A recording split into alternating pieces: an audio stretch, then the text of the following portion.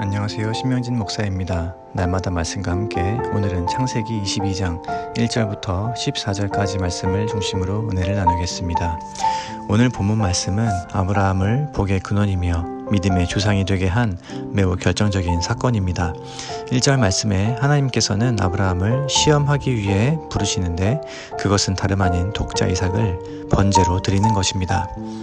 하나님께서는 때때로 우리의 믿음을 확인하시기 위해 우리를 시험하시는데 만약 아브라함에게도 이 시험이 없었다면 믿음의 조상인지 아닌지 알 수 없었을 것입니다.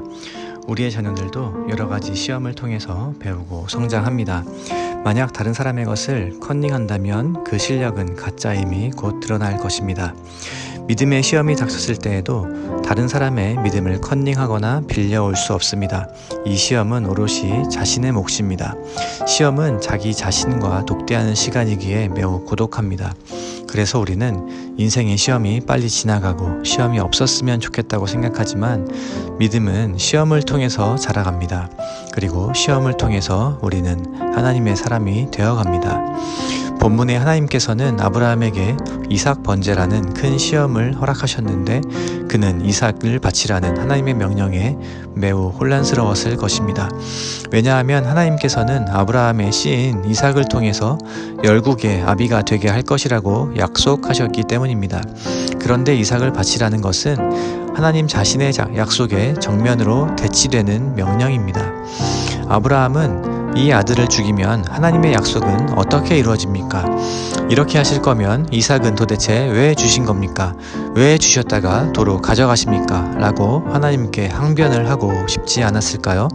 하지만 이와 동시에 아브라함은 지난 세월 하나님과 동행하면서 경험한 하나님의 신실하심에 대한 신뢰도 있었습니다. 아브라함은 지금 의심과 믿음의 한가운데에서 매우 혼란스러워하는데 그 모습이 3절 이하의 말씀에 드러납니다. 아브라함은 아침에 일찍 일어났는데 아마도 그는 뜬 눈으로 밤을 지새웠을 것입니다. 또한 그는 나귀의 안장을 지우고 두 종과 이삭을 데리고 오게 한 후에 바로 출발하지 않고 엉뚱하게 장작을 쪼개며 출발을 지체하는 모습을 보입니다. 어떤 성서학자는 아브라함이 장작을 쪼갠 것에 대해서 이삭을 바치려는 생각에 마음이 너무 힘들어 주저하고 지체한 행동이라고 언급합니다. 우리가 보기에는 아브라함이 큰 어려움 없이 순종한 것처럼 보이지만 그는 지금 장작을 쪼개도 되지 않아도 될 타이밍에 장작을 패며 출발을 망설이고 있습니다. 아들을 바치라는 하나님의 명령에 아브라함은 망설이고 고개를 푹 숙이고 얼마나 번민하였을까요? 하나님을 믿고 신뢰하지만 이해할 수 없는 상황에 내몰렸을 때 하나님의 결정에 순종해야 할 때 우리는 얼마나 망설이며 고개를 숙이고 낙담합니까? 믿음이 바닥을 드러냈을 때, 믿음이 그 민낯을 드러냈을 때 하나님의 낯을 피해서 얼마나 숨어 지내게 됩니까? 아브라함에게 100세에 얻은 이삭의 죽음은 아브라함 자신의 죽음과도 같습니다. 마치 의학적으로나 법적으로 사형 선고를 받은 사람의 심정과 같이 아브라함은 이삭의 죽음을 자신의 죽음으로 받아들여야 했습니다. 하지만 바로 여기에 복음의 진리가 있습니다. 자신이 하나님보다 더 사랑했던 대상의 죽음을 철저하게 자신의 죽음으로 인정하고 받아들인 자만이 하나님의 결정을 받아들이고 자신의 뜻에 대하여 죽고 하나님께 대하여 다시 살게 되는 줄 믿으시기를 축복합니다. 제3일에 아브라함은 이제 눈을 들어 이삭을 번제로 바칠 그곳을 멀리 바라보았습니다. 아들을 죽이러 가는 아버지가 그 나이가 많아 늙은 노인이 사랑하는 독자를 제단에 바쳐야 한다는 생각에 차마 고개를 들지 못하다가 사흘 만에 눈을 들어 그곳을 멀리 바라보았습니다. 100세에 낳은 아들 이삭만 쳐다보았던 아브라함은 이제 눈을 들어 하나님만 바라보며 하나님께 예배하기 위해 아들 이삭을 데리고 산을 올라갑니다. 이처럼 순종과 신뢰와 예배는 분리되지 않습니다. 사랑하는 성도 여러분, 우리는 성경을 읽을 때 어떤 인물의 행동을 주의 깊게 살펴보는 경우가 많습니다. 하지만 본문을 통해 우리는 하나님을 볼 수 있어야 합니다. 아브라함이 이토록 몸부림치면서 순종의 길을 걷고 있는데 아브라함을 바라보시는 하나님의 마음은 과연 어떠셨겠습니까? 시험을 통해 아브라함이 실족하기를 바라셨을까요? 그가 과연 복의 근원이 될 만한 자격이 있는지 없는지 한번 떠보기 위해 시험하셨습니까? 사실 아브라함은 복의 근원이 될 자격이 하나도 없었지만 하나님께서는 이미 아브라함의 믿음을 의롭다 여기시고 믿음의 조상이 되게 하시고 복의 근원으로 택하셨습니다.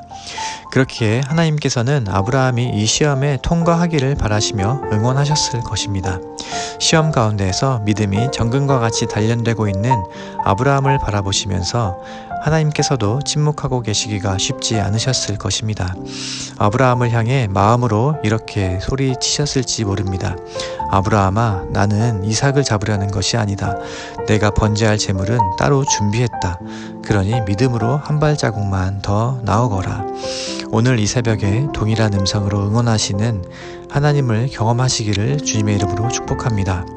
아브라함이 이삭을 결박하고 제단 위에서 목을 칼로 찌르려는 그 순간 천사가 다급하게 아브라함을 만류합니다. 아브라함아, 아브라함아, 그 아이에게 손을 대지 말라. 그에게 아무 일도 하지 말라.